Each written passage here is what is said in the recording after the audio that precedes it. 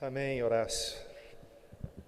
Eu também tenho muitos motivos para agradecer a nossa amizade. A gente tem se falado quase que semanalmente, né? Nesses quase 2 últimos anos. Horácio é uma fonte de muita edificação para a minha vida.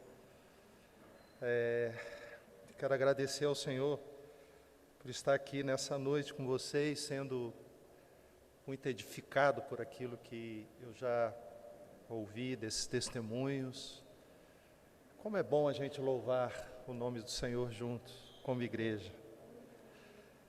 E durante os cânticos, eu estava vendo a conexão que há entre aquilo que eu pretendo compartilhar com os irmãos, com aquilo que o Senhor já estava ministrando no nosso meio.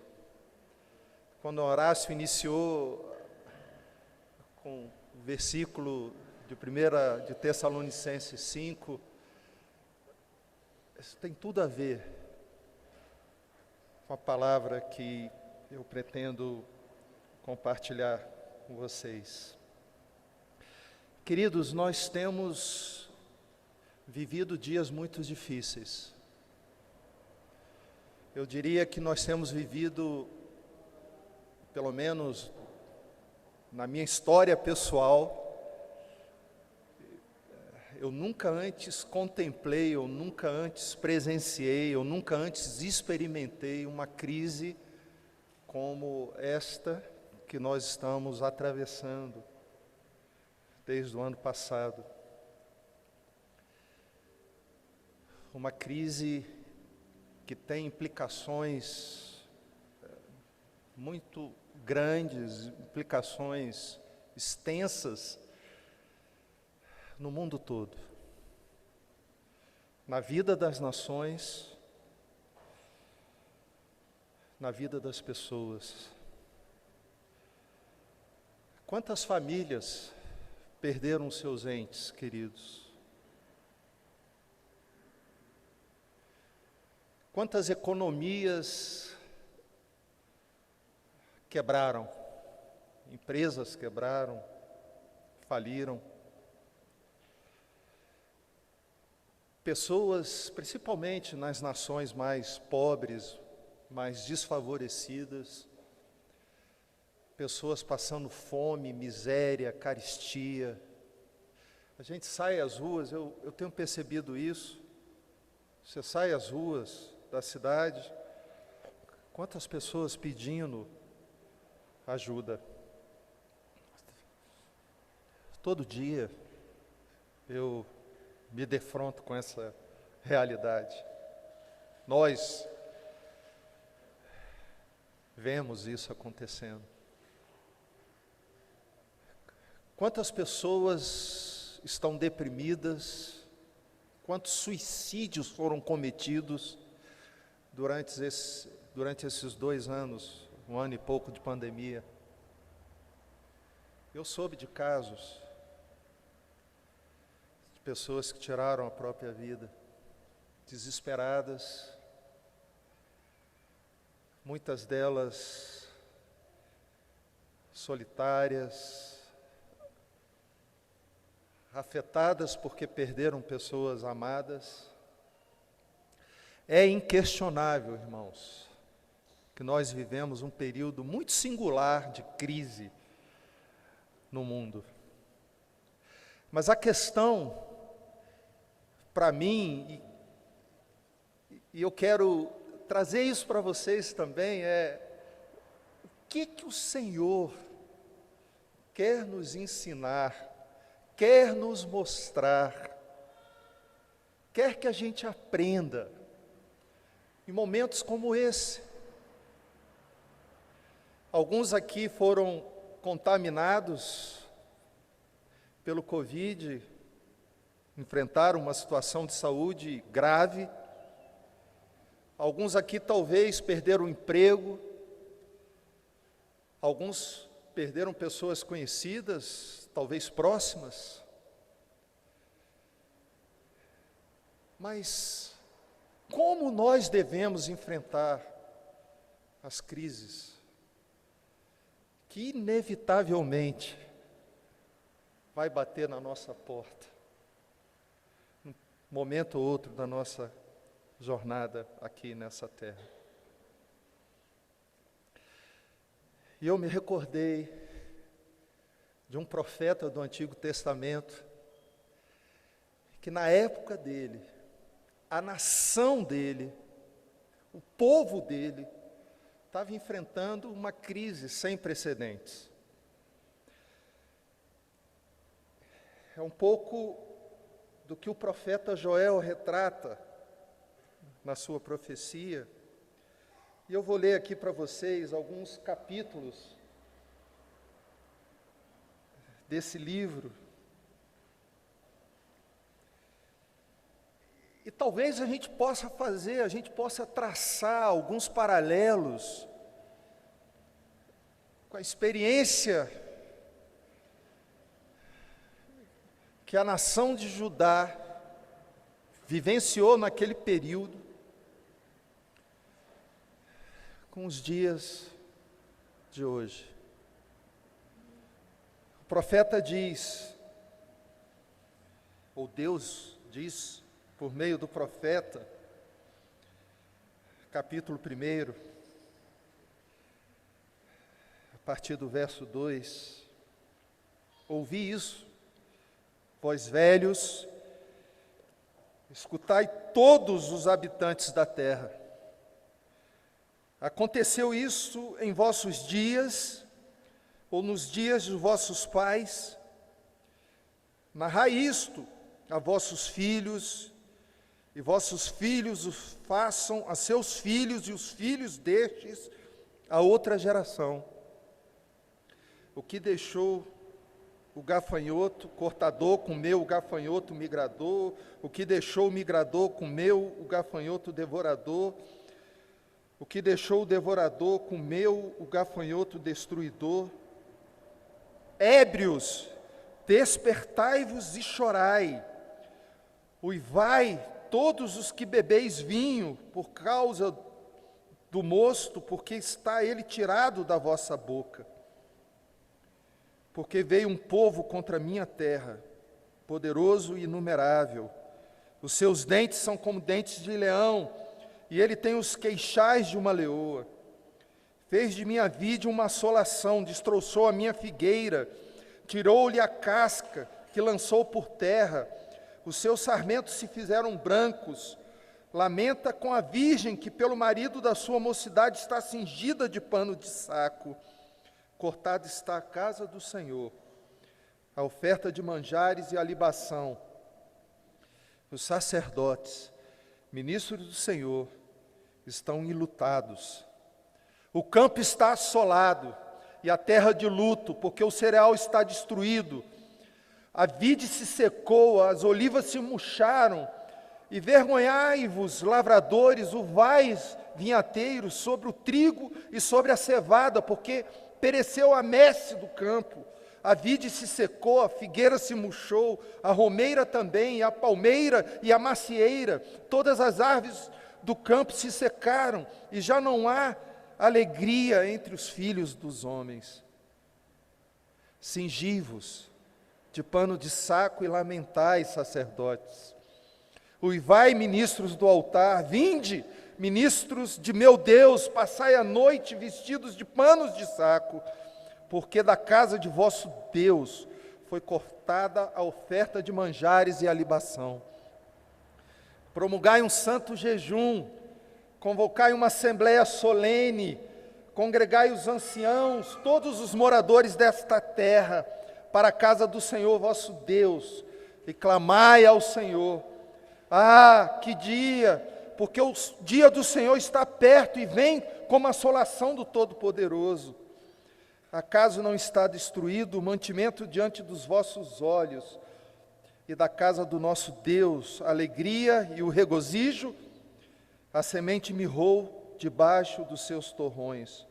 Os celeiros foram assolados, os armazéns derribados, porque se perdeu o cereal.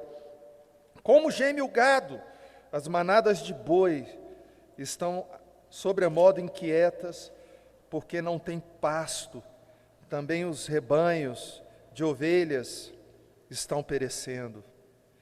A ti, ó Senhor, clamo, porque o fogo consumiu os pastos do deserto, e a chama abrasou todas as árvores do campo. Também todos os animais do campo bramam, suspirantes por ti, porque os rios se secaram, o fogo devorou os pastos do deserto. A terra, a nação, estava destruída. Esse era um momento de uma crise em Judá. E Deus levanta o profeta, para que o profeta anunciasse aos líderes e a todo o povo, a toda a nação, como Deus fazia comumente, usando os seus profetas, os seus servos, para chamar aquela nação, aquele povo, de volta para a comunhão com Ele. Deus exercia atos de disciplina, de juízo, de julgamento sobre a sua nação, usando instrumentos variados.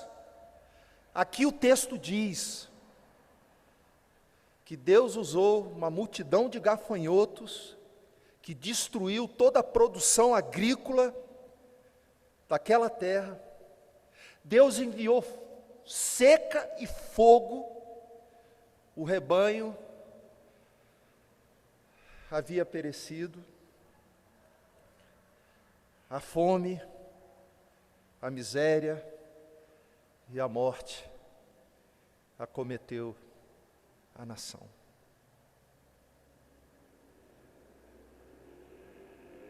Deus levanta o seu profeta para chamar o povo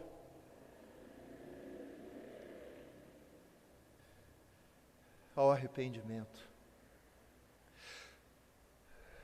Deus levanta o seu profeta para juntar a liderança daquela nação, para que eles pudessem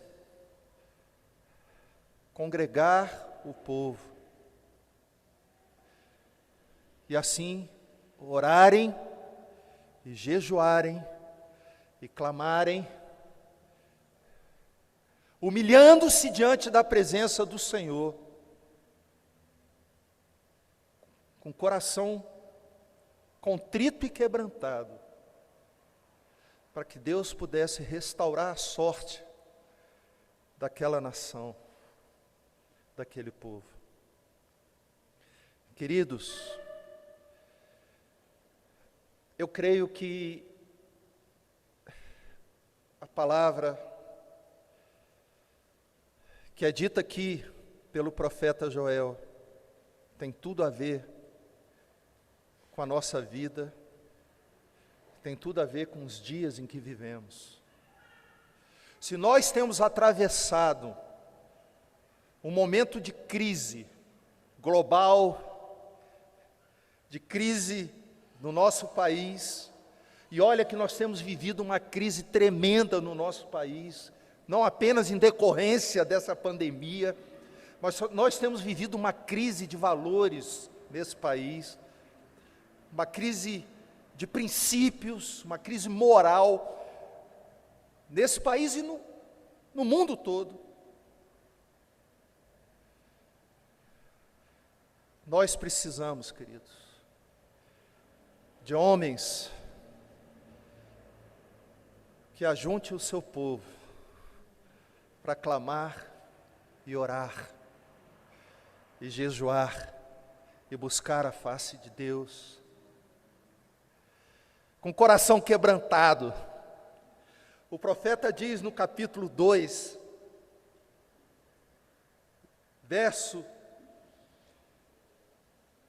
12 e 13, versos 12 e 13, Agora mesmo, diz o Senhor, convertei-vos a mim de todo o vosso coração, e isso com jejuns, com choro e com pranto. Rasgai o vosso coração e não as vossas vestes, e convertei-vos ao Senhor. 2 vezes o profeta conclama o povo a se converter. Eu quero dizer para vocês, queridos, a conversão não é apenas aquela experiência inicial de caminhada com Jesus. A conversão é uma atitude diária do coração daqueles que se rendem, se quebrantam diante do Senhor. A conversão é todo dia, queridos.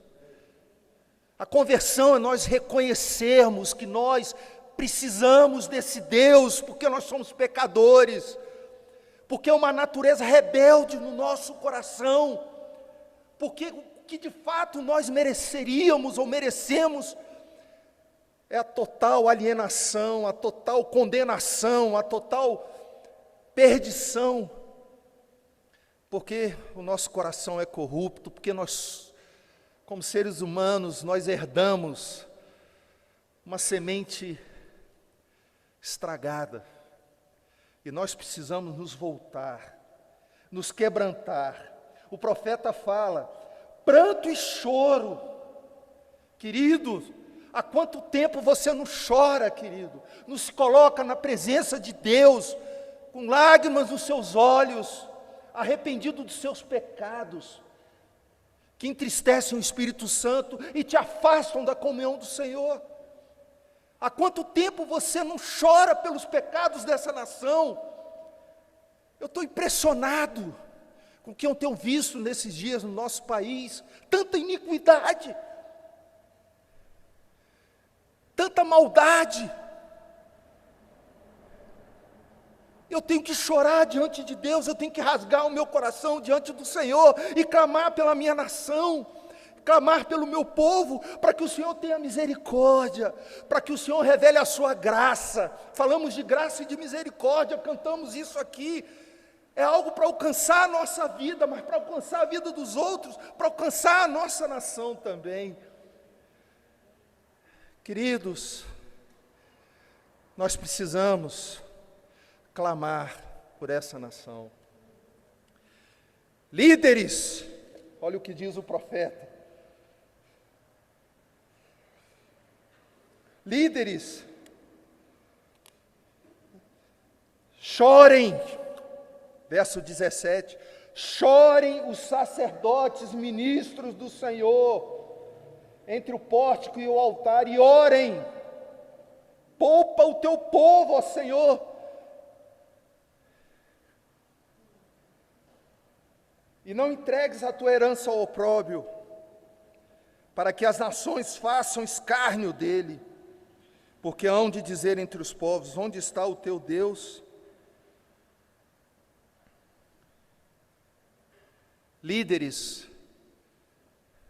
orem, clamem, ajuntem um povo para orar, para jejuar.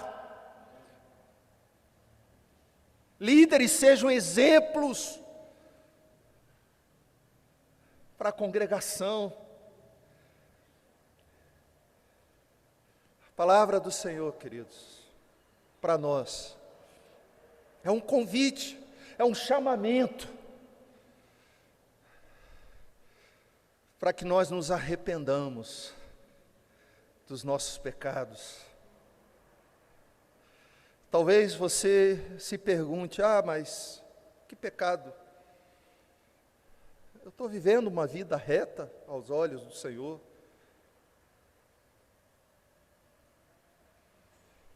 Eu quero dizer a você, meu irmão, minha irmã, se você não tem tido um clamor no teu coração pelas vidas próximas a você, que estão perecendo, se você não tem sido um testemunho de vida para essas pessoas, se você não tem clamado, não tem intercedido pela sua nação, você está em falta com o Senhor. Deus, como Senhor da história, como todo soberano, como Rei das nações, Deus, ao longo, não apenas da trajetória do seu povo, mas durante os dias de toda a história, em muitos momentos, Deus executou o juízo sobre as nações, sobre o seu povo ou sobre povos pagãos. Eu não sei, sinceramente falando, se essa pandemia é um ato específico, contundente, claro, do juízo de Deus sobre as nações.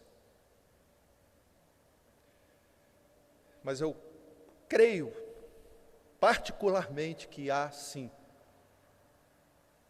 por parte de Deus, momentos em que Ele julga as nações. O Deus Santo, o Deus Todo-Poderoso. Quando a medida da iniquidade da humanidade ultrapassa talvez limites concebidos por esse Deus, Deus executa juízo sobre as nações. Como Ele estava executando aqui contra o seu próprio povo escolhido, o reino de Judá. Mas ao mesmo tempo, Deus, Ele traz uma palavra de esperança e de possibilidade de restauração. Deus usa os seus profetas, os seus filhos, para anunciar juízo, mas também usa os seus filhos e os seus profetas para anunciar a restauração. Basta que haja arrependimento, coração sincero e contrito e rasgado na presença de Deus, que Ele vai ouvir os clamores e Ele vai mudar a sorte das pessoas e das nações.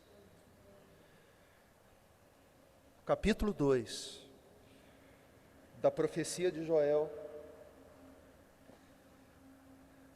a partir do versículo 18, nós vemos que após o povo, convocado pelos líderes, pelos sacerdotes da nação, se quebrantarem na presença de Deus, e eles se quebrantaram com orações e jejuns. Queridos, o que eu acho fantástico nessa passagem é que o profeta convoca a nação para orar e jejuar. E por que orar e jejuar?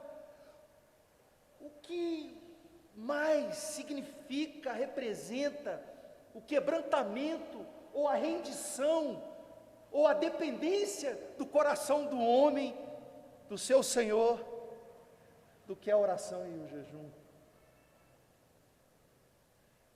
O jejum é se abster de algo, normalmente de alimentos, um alimento mais precioso, que nós precisamos nos alimentar dele. A oração é a manifestação da minha convicção de que Deus age, de que Deus ouve, de que Deus se manifesta em favor daqueles que clamam a Ele, porque dependem dEle.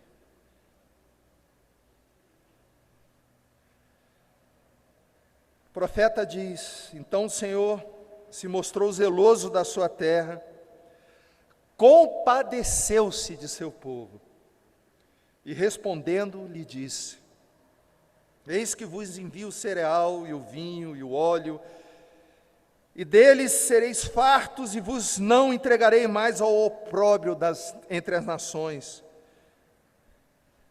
Mas o exército que vem do norte, eu o removerei para longe de vós. Lançá-lo-ei em uma terra seca e deserta. Lançarei a sua vanguarda para o mar oriental e a sua retaguarda para o mar ocidental. Subirá o seu mau cheiro e subirá a sua podridão, porque agiu poderosamente. Além da seca, do fogo, da invasão de gafanhotos, possivelmente, capítulo 2, versos 2 a 11, havia também uma invasão ou uma ameaça de invasão militar. Alguns interpretam esses 10 versículos, de 2 a 11, do capítulo 2, como sendo aquela invasão dos gafanhotos. Outros interpretam que de fato havia ali uma invasão militar externa.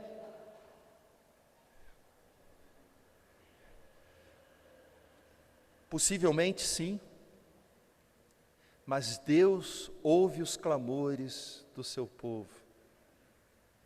Deus reverte aquelas condições naturais da seca. Deus provê agora a fartura de alimentos. Deus livra o seu povo, possivelmente de uma invasão militar. Ou seja, queridos, o coração contrito e quebrantado, que Deus jamais despreza, o coração amolecido, que se prostra diante da presença de Deus e clama a Deus, e confessa a Ele, e declara a Ele a sua total rendição e dependência dEle. A esse coração Deus contempla e Deus responde. Deus responde à oração, ou às orações do seu povo, e Deus restaura a sorte daquela nação. Não temais, animais do campo, porque os pastos do deserto reverdecerão, porque o arvoredo dará o seu fruto, a figueira e a vide produzirão com vigor. Alegrai-vos. Antes havia pranto pela devastação, pela total destruição da terra, mas agora haverá alegria, júbilo, gozo. Alegrai-vos, pois, filhos de Sião, regozijai-vos no Senhor vosso Deus, porque Ele vos dará em justa medida a chuva. Fará descer como outrora a chuva teporã e a serôdia. Restituir-vos-ei os anos que foram consumidos. Comereis abundantemente e vos fartareis. E louvareis o nome do Senhor vosso Deus. Porque vocês vão reconhecer que nos momentos de crise, nos momentos difíceis que vocês enfrentam nessa vida, sejam por causa dos pecados, das iniquidades pessoais, ou seja, porque essa vida é isso. Nós vamos enfrentar, sim, momentos difíceis. Mas saibam que haverá um dia de regozijo, de alegria, e vocês louvarão o meu nome, porque haverá restauração. Sabereis que eu estou no meio de Israel, sabereis que eu estou no meio de ti, e que eu sou o Senhor, vosso Deus, e não há outro, e o meu povo jamais será envergonhado. Queridos, é dia de nós buscarmos a face do nosso Deus. Conversando essa semana com Horácio me falou que os irmãos têm se reunido aqui, voltaram a se reunir aqui às quintas-feiras para orarem. Eu me alegrei, falei com ele que, inclusive, quando eu puder, eu virei aqui para estar com os irmãos e orar com vocês. Queridos, nós precisamos orar. Nós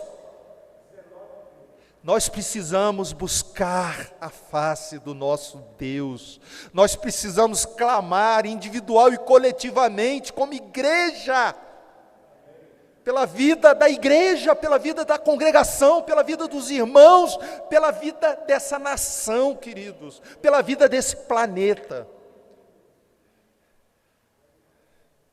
Essa foi a convocação do profeta, naquele momento de crise. E essa é a convocação do Senhor, meus irmãos, para mim e para vocês, neste momento de crise. E nos momentos de crises, quaisquer que elas sejam, pela qual você ou pelas quais vocês enfrentarem na vida, busque a face do Senhor. Humilhe-se diante da presença do Senhor, com humildade, com choro e com pranto. O Senhor vai se agradar disso. Ele se agrada disso. E Ele vai fazer alcançar a sua vida com a benignidade dEle, com a misericórdia dEle, com a graça dEle. Amém, queridos?